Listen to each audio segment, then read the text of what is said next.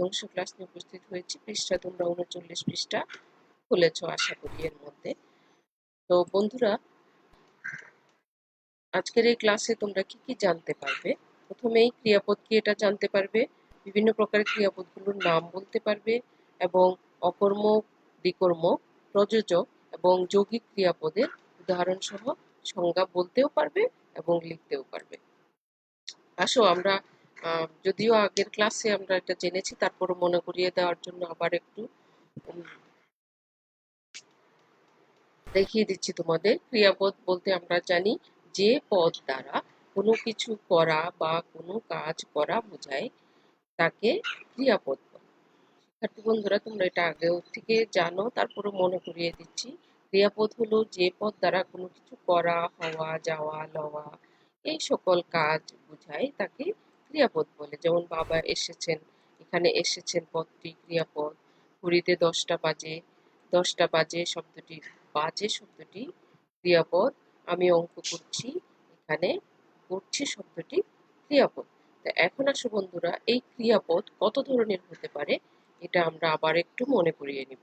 বিভিন্ন প্রকারের ক্রিয়াপদগুলোর নাম, যেমন প্রথমেই আছে সমাপিকা ক্রিয়া, অসমাপিকা ক্রিয়া, সকর্মক ক্রিয়া, অকর্মক ক্রিয়া, দ্বিকর্মক ক্রিয়া, প্রযোজক ক্রিয়া এবং যৌগিক ক্রিয়া। শিক্ষার্থী বন্ধুরা, আজ আমি পরবর্তী যে চারটা, প্রথম তিনটা ক্রিয়াপদ নিয়ে সমাপিকা, অসমাপিকা এবং সকর্মক ক্রিয়া নিয়ে আলোচনা করেছি। আজকের এই দ্বিতীয় অংশের ক্লাসে আমি অকর্মক ক্রিয়া, দ্বিকর্মক ক্রিয়া, প্রযোজক ক্রিয়া, যৌগিক ক্রিয়া এই চারটা ক্রিয়া নিয়ে আজ আমি আলোচনা করব। তোমরা খাতা কলম নিয়ে আশা করি প্রস্তুত হয়েছ, মনোযোগ সহকারে খেয়াল করো। বন্ধুরা, অকর্মক ক্রিয়া, অকর্মক, সরিয় অ, ও অর্থাৎ অনুপস্থিত, কর্ম ক্রিয়ার মধ্যে কর্ম অনুপস্থিত, অর্থাৎ যে ক্রিয়ার কোনো কর্ম থাকে না তাকে অকর্মক ক্রিয়া বলে। এসো বন্ধুরা, আমরা এটা একটা উদাহরণের মাধ্যমে একদম স্পষ্টভাবে বুঝতে পারবো। যেমন এখানে আমরা দেখতে পাচ্ছি স্বপন লিখছি, স্বপন লিখছে। এখানে আগের ক্লাসে আমরা বলেছিলাম যে সকর্মক ক্রিয়াতে একটা ক্রিয়াকে যদি আমরা কি বা কাকে দ্বারা প্রশ্ন করি, যদি উত্তর পাওয়া যায় তাহলে সেটা ছিল সকর্মক, অর্থাৎ কর্ম আছে। আজকের এই এই বিষয়ে আজকে অকর্মক ক্রিয়া, এই অকর্মক ক্রিয়াতে কর্ম অনুপস্থিত থাকবে। সুতরাং আমরা দেখতে পাচ্ছি এখানে যে লিখছে, কি লিখছে বা কাকে লিখছে এটি বলা হয়নি। এখানে লিখছে শব্দটি অকর্মক ক্রিয়া। ঠিক তেমনি ভাবে কাঞ্চন পড়ছে, কি পড়ছে তাও বলেনি, সুতরাং একটি পড়ছে শব্দটিও অকর্মক ক্রিয়া।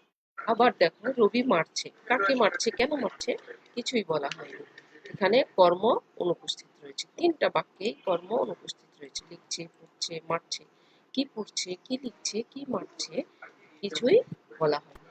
সুতরাং এখানে লিখছে, পড়ছে, মারছে এই ক্রিয়াপদগুলো অকর্মক ক্রিয়া। এসো বন্ধুরা, আমরা পরবর্তী পদে, ক্রিয়াপদের যে পরবর্তী অংশ সেটা হচ্ছে দ্বিকর্মক ক্রিয়া। একই রকম ভাবে তোমরা দ্বিকর্মক ক্রিয়ার নামের মধ্যেই তোমরা এর সংজ্ঞা পাবে। দ্বিকর্ম, দয় বড় স্বীকার, এই পদটি দ্বারা, এই শব্দটি দ্বারা আমরা সবসময় বুঝতে পারি যে দুই বোঝায়। সুতরাং একটি ক্রিয়ার যখন দুটি কর্ম থাকবে তখন তাকে দ্বিকর্ম ক্রিয়া বলবে। এসো আমরা সংজ্ঞাটা লক্ষ্য করি। যে ক্রিয়ার দুটি কর্ম থাকে তাকে দ্বিকর্ম ক্রিয়া বলে। যেমন শিক্ষক ছাত্রদের বাংলা পড়াচ্ছে। খেয়াল করো বন্ধুরা, আমরা শিক্ষক, আমরা সেটা ভালো করে জানি, তোমরাও জানো, শিক্ষকরা ক্লাসে পড়ান, কোনো না কোনো একটা বিষয় পড়ান। শিক্ষক ছাত্রদের বাংলা পড়াচ্ছেন। দেখি বন্ধুরা, তোমরা বলো তো এ বাক্যে ক্রিয়াপদ কোনটি? ঠিকই বলেছ, পড়াচ্ছেন। এই পড়াচ্ছেন শব্দকে আমরা যদি, ক্রিয়াপদকে আমরা যদি কি এবং কাকে দ্বারা প্রশ্ন করি, কি পড়াচ্ছেন? বাংলা পড়াচ্ছেন। কাদেরকে পড়াচ্ছেন? ছাত্রদের। সুতরাং আমরা দেখতে পাচ্ছি যে এখানে পড়াচ্ছেন শব্দটির দুটি কর্ম রয়েছে। বাংলা পড়াচ্ছেন, কাদের পড়াচ্ছেন? ছাত্রদের পড়াচ্ছেন। দ্বিতীয়টাতে খেয়াল করো বন্ধুরা, মা শিশুকে দুধ খাওয়াচ্ছেন। এখানে খাওয়াচ্ছেন ক্রিয়াপদটি হলো ত্রিকর্ম। কেন ত্রিকর্ম? আমরা খাওয়াচ্ছেন শব্দটা ক্রিয়ার উপর যদি প্রশ্ন করি, কি খাওয়াচ্ছেন? দুধ খাওয়াচ্ছেন। আবার কাকে খাওয়াচ্ছেন? শিশুকে খাওয়াচ্ছেন। দেখো বন্ধুরা, কি খাওয়াচ্ছেন? দুধ খাওয়াচ্ছেন। আবার কাকে দিয়ে যদি প্রশ্ন করি, কাকে খাওয়াচ্ছেন? শিশুকে খাওয়াচ্ছেন। সুতরাং এই খাওয়াচ্ছেন ক্রিয়াপদটিও বিকল্প। পরবর্তীতে উদাহরণে খেয়াল করো বন্ধুরা, স্বপন তার বন্ধুকে চিঠি লিখছে। লিখছে শব্দটি এখানে ক্রিয়াপদ। কি লিখছে? চিঠি লিখছে। কাকে লিখছে? বন্ধুকে লিখছে। সুতরাং এই লিখছে ক্রিয়াপদটিও বিকল্প। এখানে লক্ষ্য করো বন্ধুরা, পড়াচ্ছেন, খাওয়াচ্ছেন এবং লিখছে ক্রিয়াপদের দুটি করে কর্ম রয়েছে। সুতরাং এগুলো বিকল্প ক্রিয়া। আশা করি বুঝতে পেরেছি বন্ধুরা। এখানে বিশেষ করে তোমাদের মনে রাখতে হবে যে দ্বিকর্ম ক্রিয়ায় ক্রিয়া কি, কি এবং কাকে দ্বারা, কি অথবা কাকে নয়, কি এবং কাকে। দুই প্রশ্ন, দুটো শব্দ দিয়ে প্রশ্ন করলে যদি দুটি উত্তরই পাওয়া যায়, তাহলে ওই দুটি উত্তর হবে কর্মপদ এবং দুটি কর্মযুক্ত ক্রিয়া হবে বিকল্প ক্রিয়া। আমরা আগেও বলেছি, দেখো, দাদি তার নাতিকে গল্প শোনাচ্ছেন।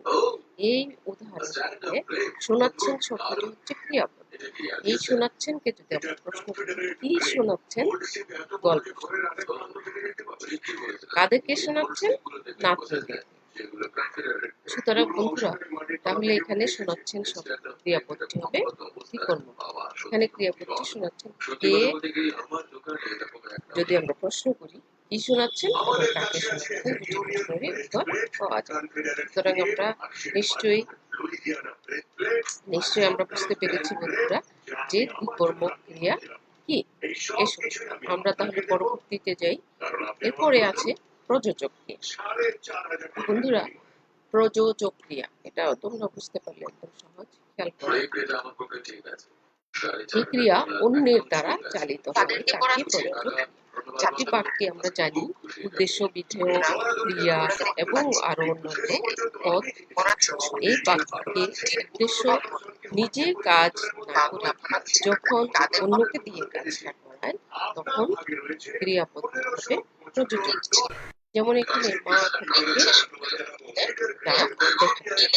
দেখাচ্ছেন ক্রিয়াপদটি। দেখার কাজটি করছে কে? মা নাকি কাকু? দেখার কাজটি করছে মা করছে। এর পরবর্তী উদাহরণটি সাপুরে খেয়াল করো, ঠিক একইভাবে যে খেলার কাজটা কে খেলছে? সাপুরে খেলছে, সাপ খেলছে? সাপ খেলে খেলছে। সুতরাং এটা দেওয়া নিজে কাজ না করে অন্যের দ্বারা কাজটি করাচ্ছে। সুতরাং দেখা, দেখা খেলার কাজ উদ্দেশ্য নিজে না করে অন্যের মাধ্যমে করা। যখন আমরা এই ধরনের ক্রিয়া দেখবো, তখন আমরা এটাকে কি বলবো? প্রযোজক ক্রিয়া। এরপরে আছে যৌগিক ক্রিয়া। বন্ধুরা, যৌগিক ক্রিয়া এর মধ্যে আমরা বুঝতে পারছি, অর্থাৎ যোগ হয়েছে, দুটি ক্রিয়া যোগ হয়েছে। একটি হলো অসমাপিকা ক্রিয়া এবং অপরটি হলো সমাপিকা। দুটি ক্রিয়া মিলিত হয়ে যে ক্রিয়াপদ গঠিত হবে, তখন তাকে যোগ ক্রিয়া বলে। এসব আমরা উদাহরণের মাধ্যমে যেমন সে 500 করে গেল। লক্ষ্য করো বন্ধুরা, করে গেল, এখানে কিন্তু দুটি ক্রিয়া। একটি ক্রিয়াপদ করে, করে বলার পর, সে পাস করে বলার পর আরো কিছু জানার থাকে, অর্থাৎ এটা সম্পূর্ণ হয়নি, আরো কিছু বলার এবং জানার রয়েছে, সেজন্য করে হবে এবং গেল। গেল দিয়ে বোঝা যাচ্ছে যে কাজটা শেষ হয়েছে, এটা হচ্ছে করে এবং গেল দুটি সমাপিকা এবং অসমাপিকা ক্রিয়া যুক্ত হয়ে করে গেল। এই ক্রিয়াপদ হবে হবে যৌগিক পদ। আবার বন্ধুরা লক্ষ্য করো, সাইরেন বেজে উঠল। এখানে বেজে শব্দটি ক্রিয়াপদটি, সাইরেন বেজে এতটুকু বললে কিন্তু কথা শেষ হয় না, কাজ শেষ হয় না। তাই বেজে শব্দটি ক্রিয়াপদটি অসমাপিক আর উঠল ক্রিয়াপদটি সমাপিক। দুটো ক্রিয়াপদ মিলে বেজে উঠল, এজন্য এই ক্রিয়াপদটি যৌগিক ক্রিয়াপদ। এখানে আমাকে মনে রাখতে হবে পরে এবং বেজে এই ক্রিয়াপদটি অসমাপিক ক্রিয়াপদ, আর গেল এবং উঠল দুটি সমাপিক ক্রিয়া। আশা করি বন্ধুরা তোমরা বুঝতে পেরেছ। এসো, এই যে এতক্ষণ পড়ালাম তোমরা কেমন বুঝতে পেরেছ দেখি। প্রযোজ্য ক্রিয়ার উদাহরণ কোনটি বলো তো? স্বপন লিখছে হবে, সে পাশ করে গেল হবে, বাবা এসেছেন, সাপুড়ে খেলবে। আচ্ছা, আমি বলে দিচ্ছি, এর উত্তর হবে সাপুড়ে খেলা। আচ্ছা, এর পরবর্তীতে আমরা দেখতে পাচ্ছি অকর্মক ক্রিয়ার উদাহরণ কোনটি বলো তো বন্ধুরা? ঠিকই বলেছ, স্বপন লিখছে।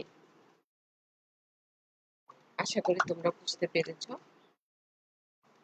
আমি এতটুকু জানি যে তোমরা যারা উপস্থিত ছিলে আমার এই অনলাইন ক্লাসে, তোমরা যদি মনোযোগ সহকারে এই পাঠটা খেয়াল করো, তাহলে আশা করি তোমরা তোমাদের এসএসসি জেএসসি পরীক্ষায় বাংলা তৃতীয় পত্র যে নৈর্ব্যক্তিক অংশগুলো আসে, তোমরা এভাবে এই ক্রিয়াপদ থেকে আসতে পারে, তোমরা এভাবে উত্তর করবে। তো এসো বন্ধুরা, আমি তোমাদের একটু অনুশীলন দেই।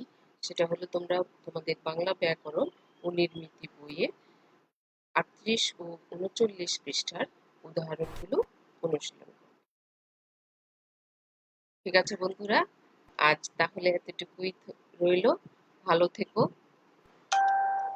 সুস্থ থেকো, বাসায় থেকো, নিরাপদে থেকো। আসসালামু আলাইকুম।